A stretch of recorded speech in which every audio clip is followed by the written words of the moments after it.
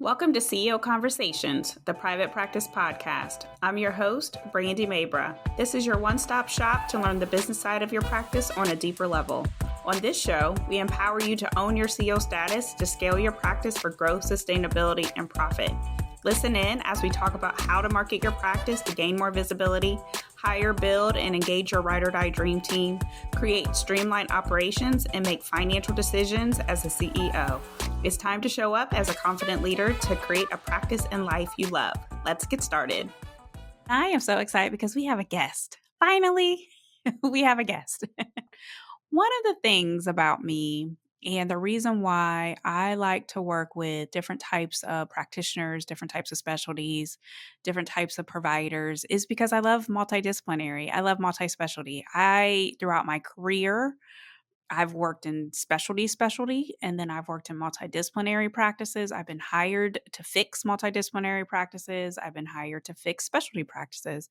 And one of the things that I always think is unique, or what people think is unique about their specialty, is that their specialty doesn't have a lot of the same pain points as other specialties. And so it's always interesting because I have a different perspective and I can see, nope, that's exactly the same pain point that happens in this other specialty too, And so when I found this guest, I was like, yes, somebody who else loves multidisciplinary, and teaches about it and talks about it. And so at this point in time, we've had a couple of different connections and engagements and things. And so I'm super excited to have her part of the podcast. But let me go ahead and introduce you to today's guest. And then I'm going to tell you about what to expect for this episode.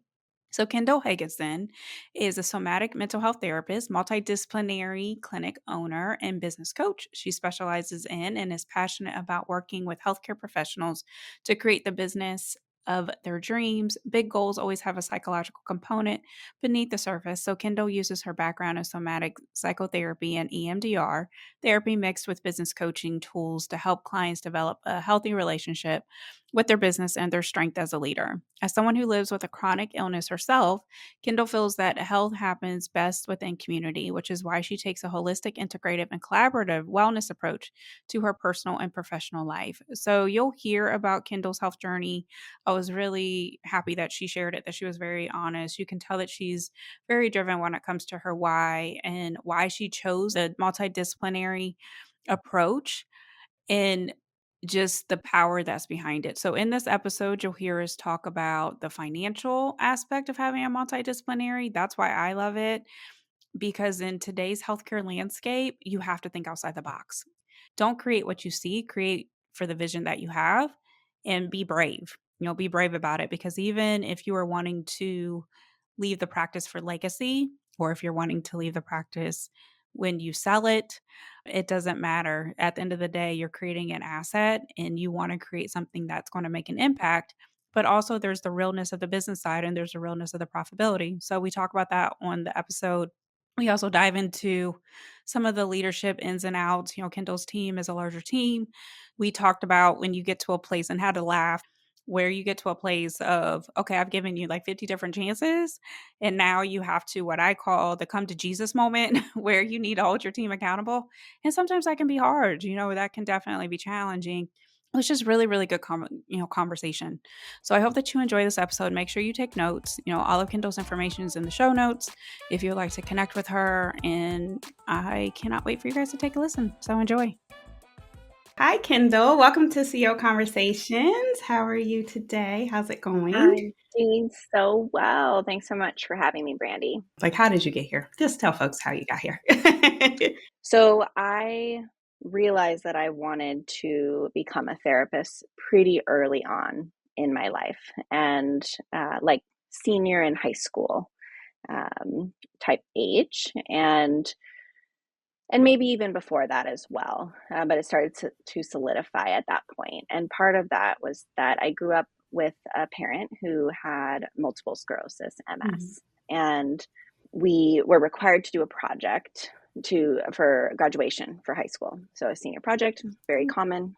They encouraged us to do a project that supported the community in some way, and to write a paper that went along with the project. So I was a dancer, and I wanted to put on a dance show and raise money for the MS Society. So I did that at our school, but the paper that I wrote to go along with it, I really felt during that time when my mom was being diagnosed and going through the initial stages, that dance was very healing for me. And so I started researching the healing properties of dance, and I discovered that there was an entire field of study called dance movement therapy, where you can actually be a psychotherapist and use movement as part of your work with clients. And so I just fell in love with this idea of becoming a dance therapist. And fast forward a bit, I myself was diagnosed with MS when I was in college, and it really informed my career forward. So I started, I had started into college with this idea that I wanted to go to graduate school and become a therapist, specifically dance movement therapy. I get this diagnosis, and I start, I was raised in Western medicine. We did no alternative medicine in my household growing up.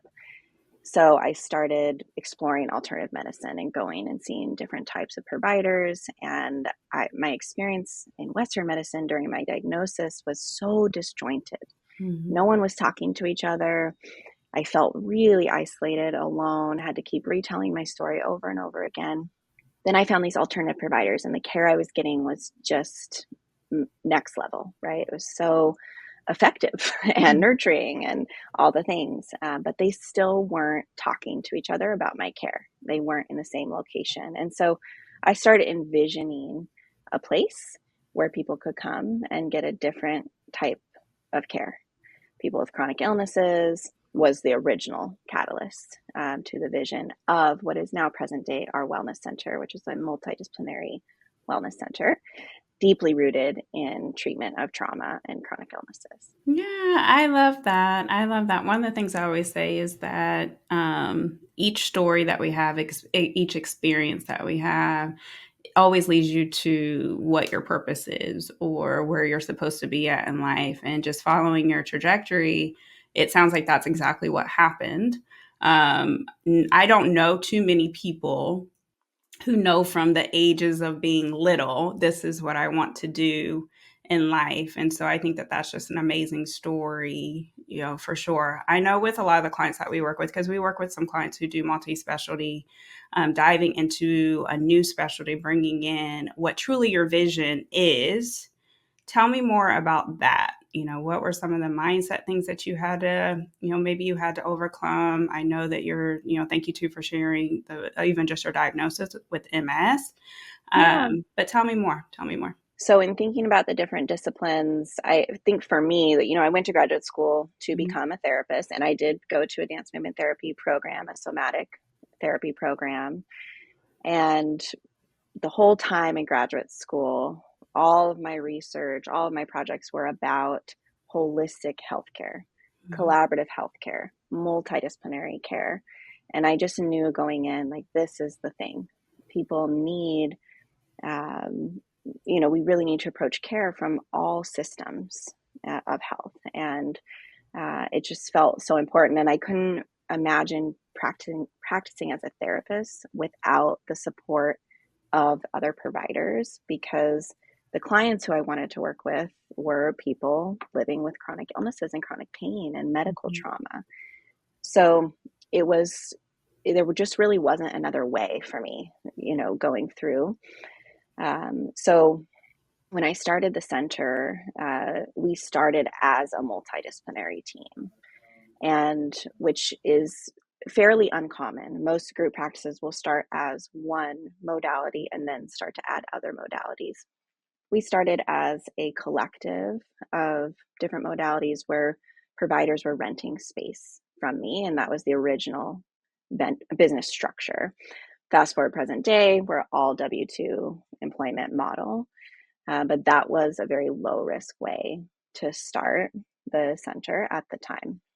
Originally, I had this vision of, well, I want these very specific modalities, right? We obviously need to have mental health. We need to have naturopathic. We need to have acupuncture.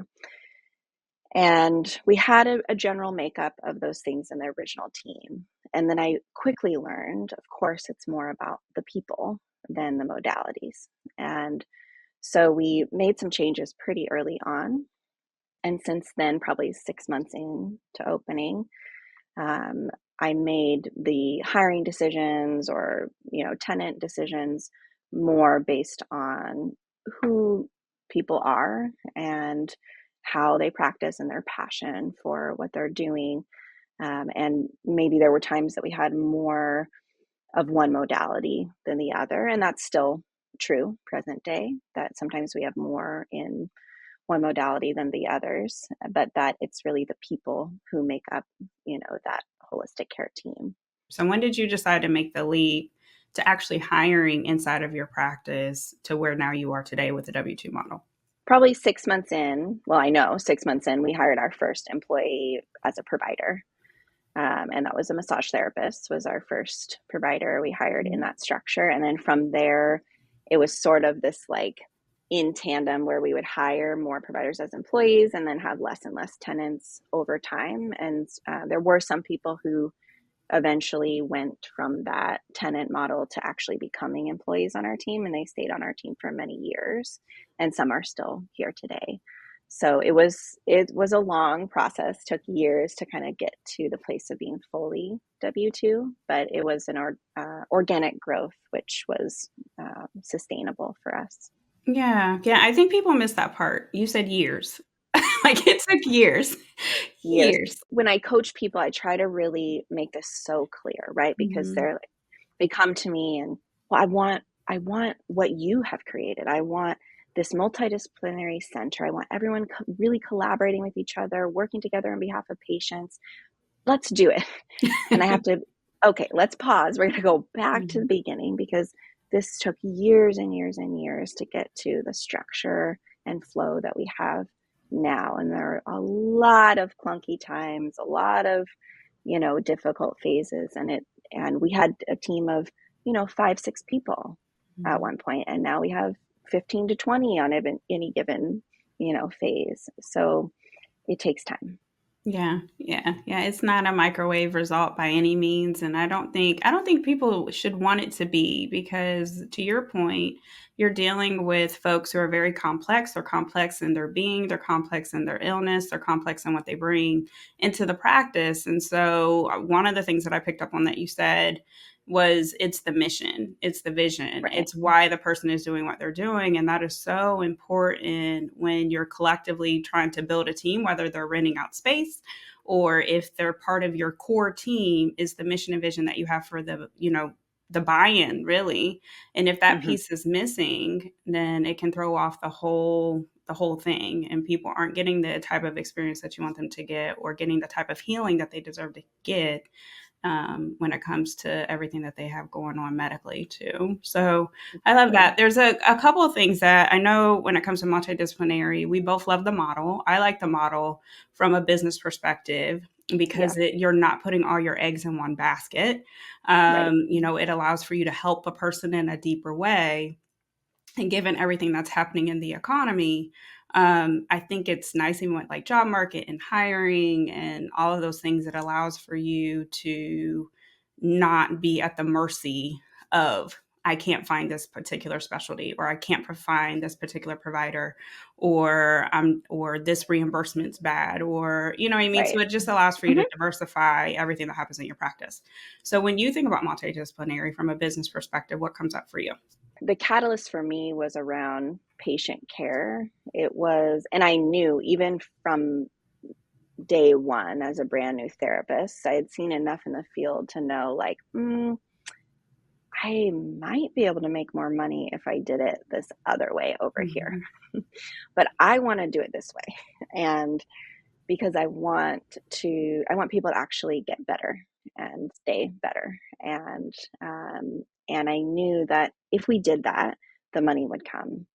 And of course, it's so important to set up your business in a way that is profitable, that Mhm. can be profitable over time. And you can absolutely do that in a multidisciplinary practice.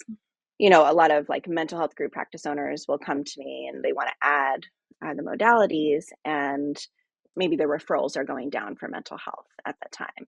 And I get to say to them, well, if you bring on a massage therapist, massage is always high during the winter months, right? Whereas counseling will spike high in September when school starts, or, January after the new year. And the different modalities will balance each other out throughout the year, which helps create a more stable practice overall.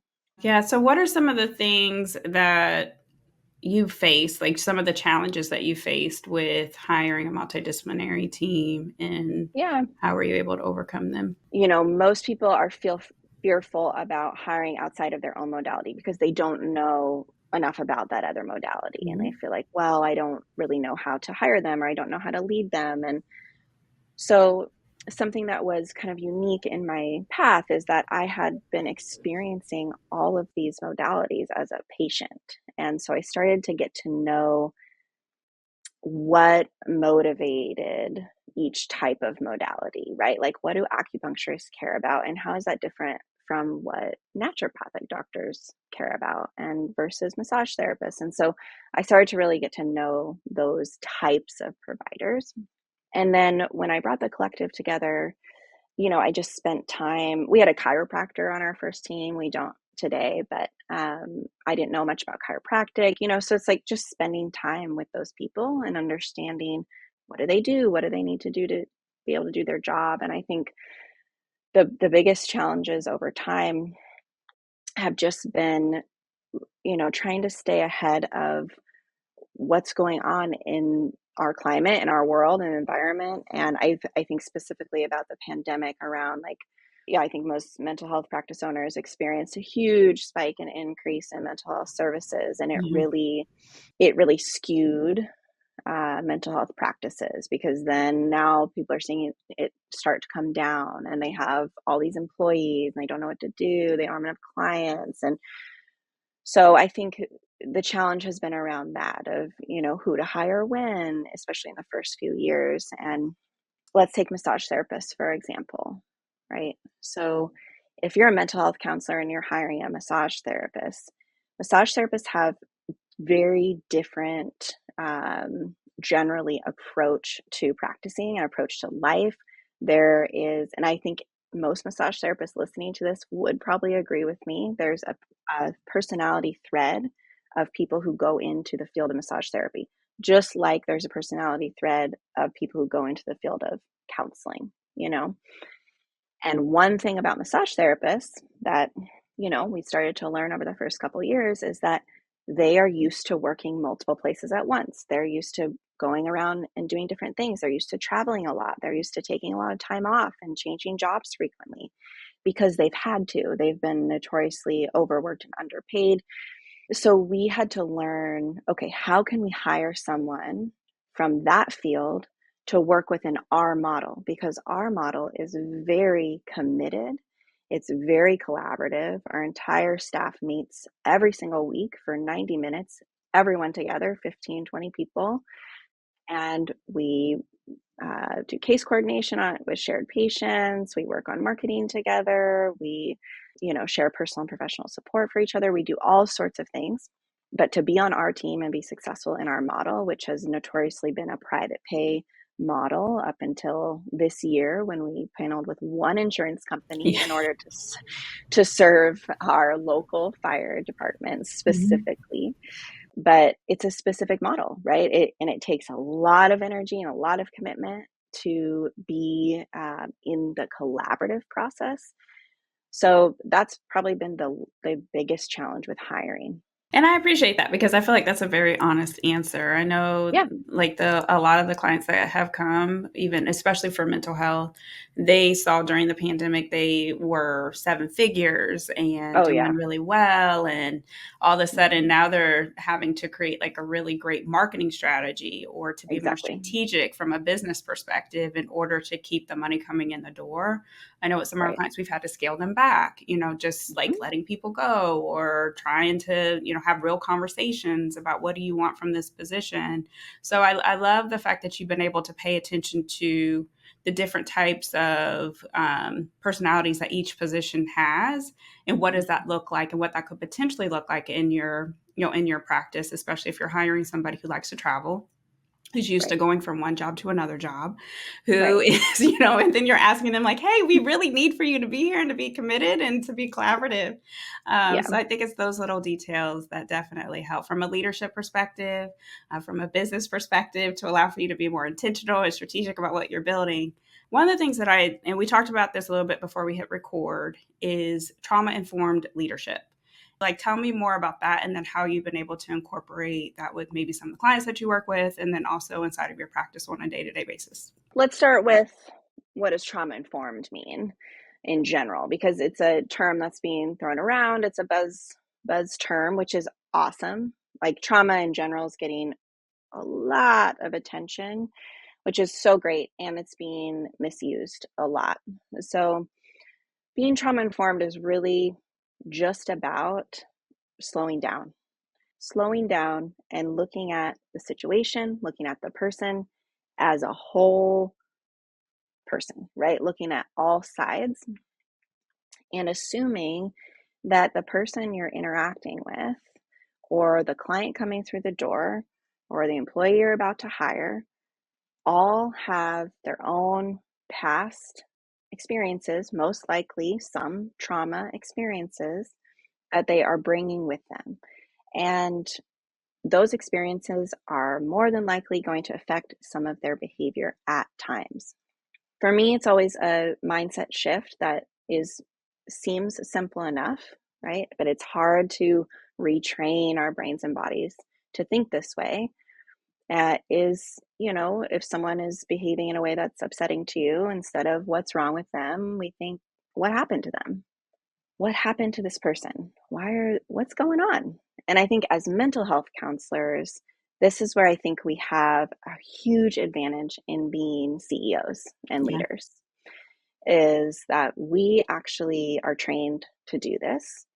And if we just flip the switch in our brain to think about approaching our employees or our team or our staff in the same way that we would approach a new client, we've got the skills with us already. When I think about trauma-informed leadership, and to us, having a trauma-informed clinic is very important. And so it's really built into all layers of what we're doing as a clinic. But trauma-informed leadership is about that very same thing. What's going on with this person? What happened to them? And how can I create a space that is safer for them, right? We will never be able to create spaces that are safe for everyone. And that's just a reality. We can try our best. And what we try to do is create safer spaces. Part of that goes into, how can we be more clear about everything, right? So when I think about specifically trauma-informed leadership and you're hiring your team, how can you be so clear about every single system and every single form of communication? And considering, part of being trauma-informed is considering, well, what does clear mean to me? But what does clear mean to them? Because that's typically not the same. I have so many stories of where I felt like I was so clear. Yeah. How could I be any more clear, right? I've said it directly. I've written it down. I've made a video. There's no way to be more clear, in my opinion. It's so true. Right? It's so true. And the person on the other side is looking at me like, that was not clear to me. I am so confused. I have no idea what you mean, or you did not even say that, Kendall. I don't remember you ever saying that, right? Yes. And it's like, whoa, there's a huge gap there. And so as leaders, right, and it all comes down to relationship, and we can get into that too. But we have to consider, right, it's a two-way street, and we're thinking about employees, right? They have to come to the table and participate in that. But as leaders, it's our job to sit down with them and say, like, what does clarity actually mean to you? Let's talk about that in a tangible form. so that I know how to do it. And part of the way we do that is through things like personality assessments and motivator assessments, like the DISC assessment and profile, right, is really helpful to understand, well, 80% of our team is a high S on the DISC assessment. And then, but we need some of these other letters, especially in leadership and in certain support positions. And so things like that can be helpful to understand, oh, like this feels good to me when I say it, but it doesn't feel good to them when they hear it. So clarity and then no surprises is really important with being trauma informed of anything, right? As a practitioner, as someone running a clinic, right? Like your patient client journey to get to one of your providers, do they know what to expect when they get to your space? Right? Are they going to be surprised? Do you have a dog in your lobby and you haven't told anyone? Like stuff like that. Do they know where the bathroom is? Do they, is it accessible for everybody? So, it all blends together with clarity, and are your systems organized?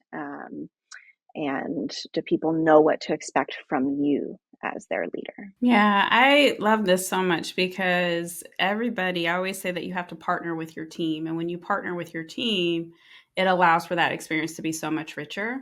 And I just the laugh of like I've written it down. I've sent a video. Right. I've, called you. I had a one-on-one. We walked through it together. We went step by step. And for still to look at you like you have three heads. Like, what do you mean? I don't understand. And a lot of it comes from we're complex people.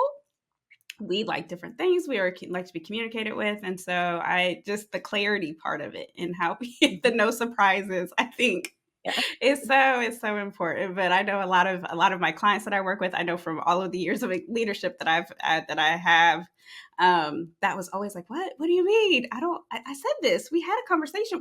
I talked to you for 20 minutes, 30 minutes about this. Sometimes things are just getting glossed over. You don't know what happened with that person before they even got to work. You don't know what happened to them that morning. You don't know everything that's happening in their life. You don't know how distracted they are during that conversation compared to when you actually sit down and get to know your team on a deeper level and understand, even some of the nuances that might be happening outside of work. Sometimes it's important for us to respect each other as people. It's important for us to pay attention to everything that's happened. It's important for us to have respect for the past, some of the baggage that we might bring to the table, some of just I think about me, even, some of the stuff that I've brought to different jobs. Yeah. What do you recommend and what have you done when it gets to a place where that team member, it just isn't a good fit? Like, how do you handle that? Because I see where clients take it way to like the 10th degree. And I'm like, listen, this is a square peg in a round hole. I know it's uncomfortable, but there has to be something deeper that you're doing, either from a disciplinary action or a performance improvement plan, or just a come to Jesus type of meeting. Like, so what do you do in those types of circumstances? It's so funny. I want to make a document that has come to Jesus meeting on it. It's like, this is just the last resort. That's so important. And I'm glad you brought it up, because at the end of the day, it's still a business and a company, and you are serving people, right? It's a service-based business, and you need people on your team who are in alignment with how you want to be serving in your community. And sometimes, and there will be times, that people are not the right fit. And so what we try to do is, of course, find that out before we hire them is always the goal. And, we've gotten better and better at this over time. What I find is most effective is that in the interview process, we don't look at clinical skill first. We look at, is this person truly passionate about life and learning? Do they actually care about relating to other people, learning from other practitioners? In our model, we cannot have any provider who is like a holistic integrative provider themselves, who feels like they just do it all and they can't benefit from their client working with anyone else. That's just not true. And and we cannot have that person on our team. So, and we have physicians on our team, but they, we all specialize and they care about how the other modalities can do their specialties and serve the patient. So that's step one is, are they passionate about life, passionate about learning? Second is, do they actually care about this collaborative process? Because it's more work than other environments. And we are very clear upfront about that. You will be spending you're going to see less clients and make more money, but you're also going to be spending energy in meetings and collaborating and communicating with your team members a lot. And then we get to, okay, who is this person? Like, do they know themselves? Do they have insight about themselves? Do they really know what comes up for them when they have conflict? What types of roles they take on in groups? And we form all these things into interview questions. Like, what role do you usually take on when you join a new group? How would your best friend describe you? How would one of your past colleagues describe you? And instead of saying we do sometimes give me the example of a past work conflict, all those things, but we'll just come out and say, how do you approach conflict? Tell me what you know about yourself, right? And you can tell instantly if they know themselves in that way. And I would rather hire someone who says, look, I avoid conflict at all costs. And I just know that about myself and I avoid it. And here are the ways that I find myself avoiding it. And, so here's what I've seen be effective in the past.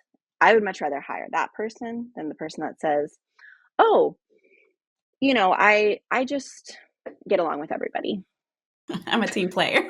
I'm a team player, I don't know.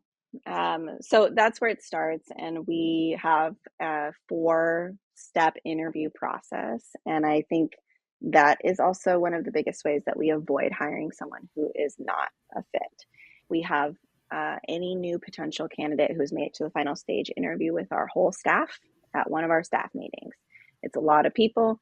It can be very intimidating, but we find it to be extremely important part of the process because they're entering into this collaborative group, and then a practical portion of the interview. And this is very important, no matter the modality, to have someone do a 30-minute session of any kind that you're hiring for.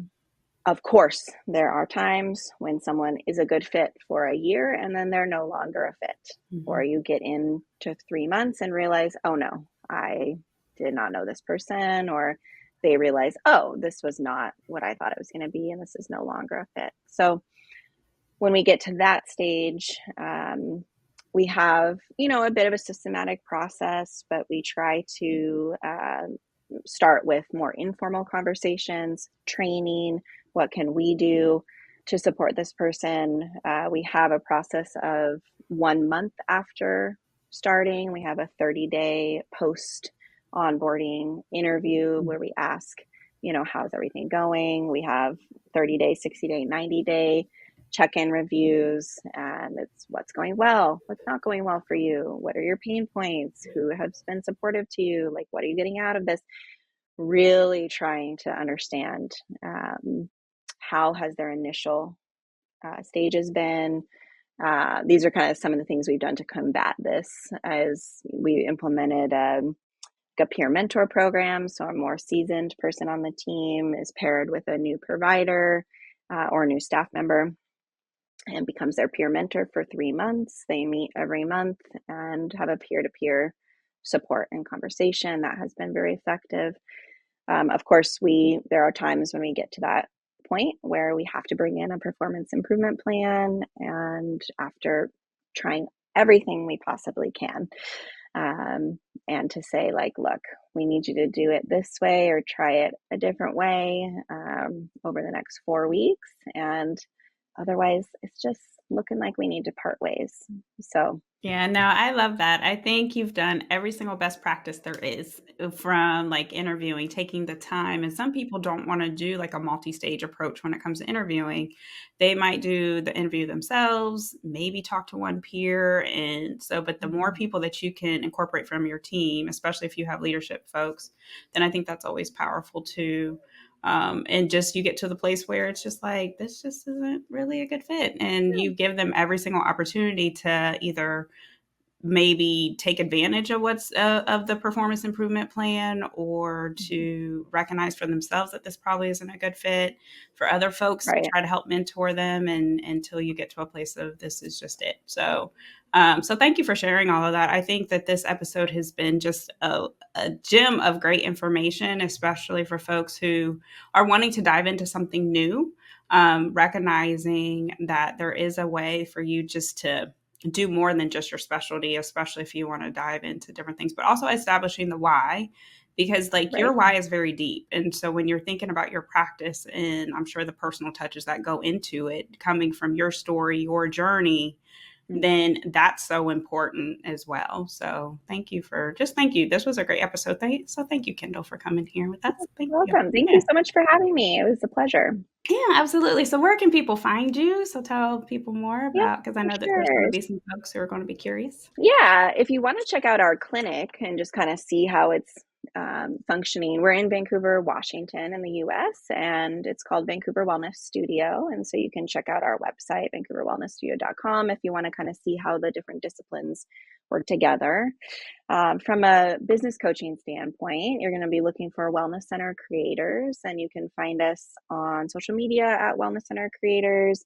We have a private Facebook group for health and wellness business owners, Wellness Center Creators private group. You can find it on Facebook. And then we have a podcast, and you can search any podcast platform for the Wellness Center Creators podcast. Yeah, thank you so much. Everybody who's listening, make sure you go check out Kendall and her website, and all the links will be in the show notes. And so just thank you again so much for the time, for, just to have this CEO conversation. And I can't wait for people to listen. So thank you. Thanks, Brandy. You're welcome. Thanks for listening today. I hope you enjoyed the episode and it empowers you as the CEO of your practice. If you enjoyed the podcast, please make sure you subscribe, share the message, and leave a review. If you want more information and support in growing and scaling your practice, click the link in the show notes to take advantage of our free resources or apply to work with me directly. Thanks again, and I'll see you next time.